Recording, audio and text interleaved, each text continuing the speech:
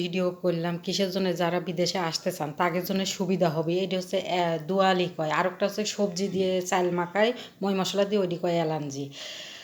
সব কিছু মিলায় ভালো আছি, কেউ বাজে মন্তব্য করবেন না। আর এই যে গাছের ফল বলি কথা, আজকে দুপুরকার খাওয়ান এই যে টক দই আর এই যে এই রুটি কিনান বানাইছি, যারা বিদেশে আসবেন তাদের জন্য সহজ হয়ে যাবে আমার ভিডিওটা দেখলে আর কি, যতই মনে করেন আর কি। আর এটি আমার সালাদ, এটি ম্যাডামের সালাদ, এই যে টক দই দিছি, আর এই যে সারের সালাদ, কাঁচামরিচ থাকবে, আর এইগুলো হচ্ছে ডাইট করে তো এইগুলো পানি খাই। এই যে বাজে মন্তব্য করবেন না কোনো সময়, এই মানুষটার পাশেই থাকবেন। আর এর জন্য এই দেখা, আর এটি কীভাবে মাখাইছে এটি তো দেখাইছে, এটি আঙ্গুর ফলের পাতা।